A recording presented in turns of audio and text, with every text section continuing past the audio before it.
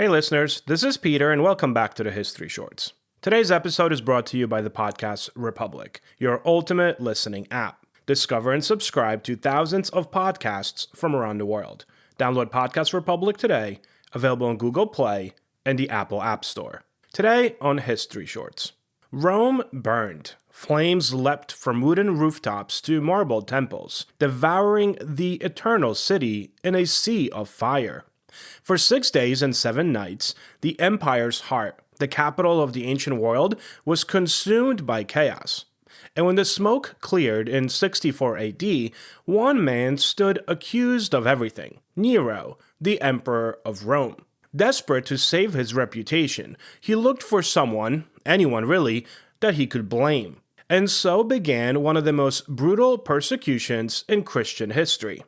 This is the story of how Nero ordered the deaths of apostles Peter and Paul, and how their executions helped shape the faith that would one day outlast the empire itself.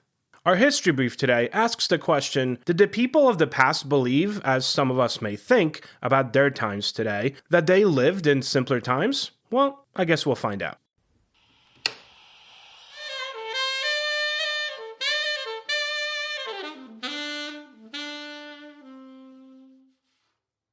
A quick word from our sponsors.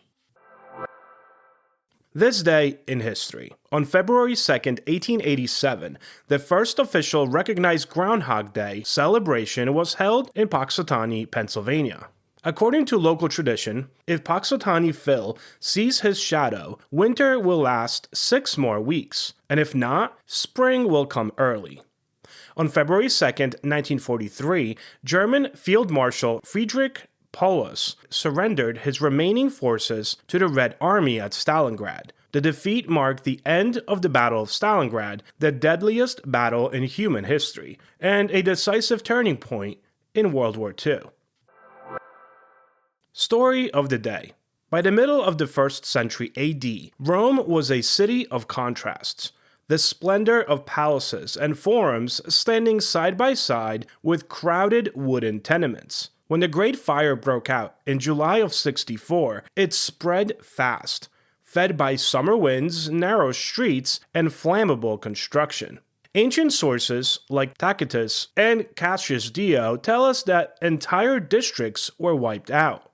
The people were terrified, the Senate was furious, and rumors began to spread. Rumors that Nero himself had ordered the fire to clear space for a grand architectural dream, his lavish new palace, the Domus Aurea, or the Golden House. Some said he watched the blaze from the balcony, strumming a lyre and singing about the fall of Troy. Whether that's true or not, the image definitely stuck. Nero's name became synonymous with cruelty and excess, and he needed a scapegoat.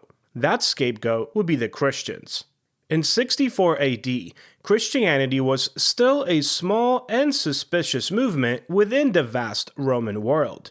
Followers of Jesus of Nazareth, a man crucified decades earlier, had begun spreading their message across the empire, that salvation came through faith, not empire. They refused to worship the emperor as a god. They refused to sacrifice to Roman idols. They met in private, shared communal meals, and spoke of a kingdom not of this world. To Roman officials, it all looked dangerously subversive, a secret cult of foreigners undermining the gods and the state. So when Nero needed someone to blame for the fire, the Christians were the convenient target. As Tacitus later wrote, to suppress the rumor, Nero fastened the guilt and inflicted the most exquisite tortures on a class hated for their abominations, called Christians by the populace.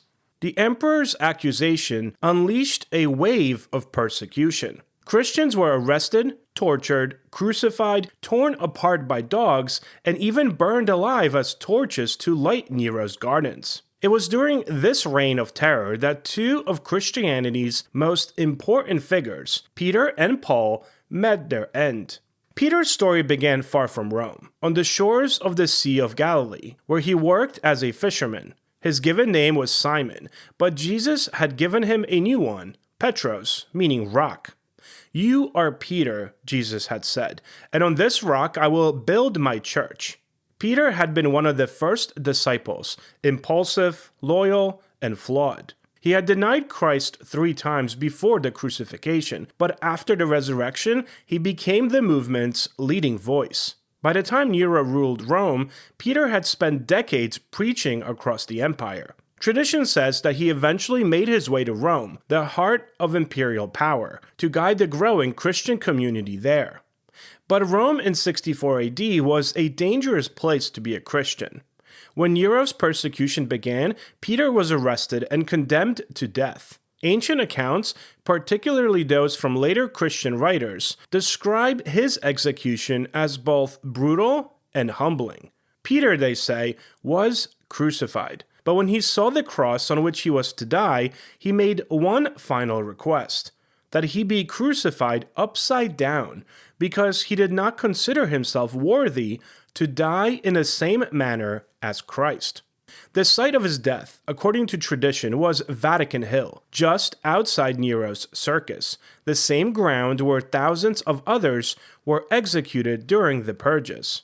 Centuries later, Emperor Constantine would build St. Peter's Basilica on that very spot.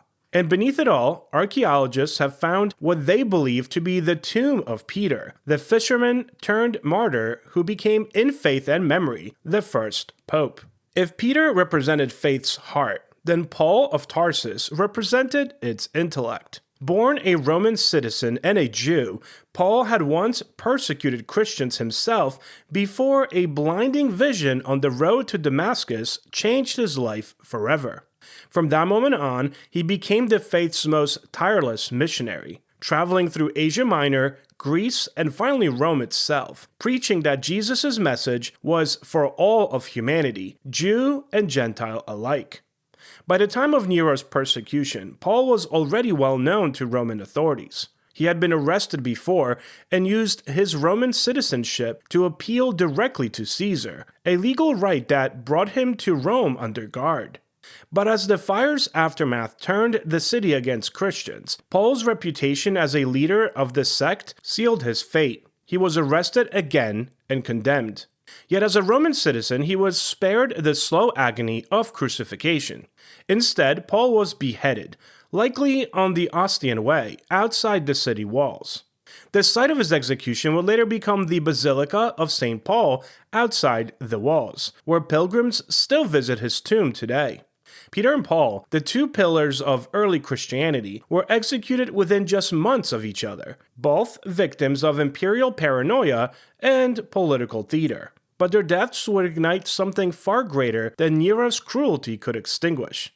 The persecution of Christians was only one chapter in Nero's descent into madness. As his reign continued, paranoia consumed him. He executed senators, exiled philosophers, and even killed his own mother, fearing conspiracies everywhere. His lavish spending and erratic behavior alienated the Senate and the army alike. By 68 AD, rebellion had spread through the empire. Nero fled Rome and, facing capture, took his own life, reportedly uttering the words, "What an artist dies in me."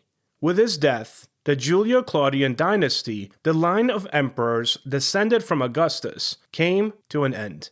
But the fire Nero had tried to extinguish, the fire of faith, of Christianity, it only grew. Peter and Paul became martyrs, which transformed them from fugitives into saints, from agitators into symbols of courage and conviction. The empire that had crucified one and beheaded the other would, within 3 centuries, declare itself Christian.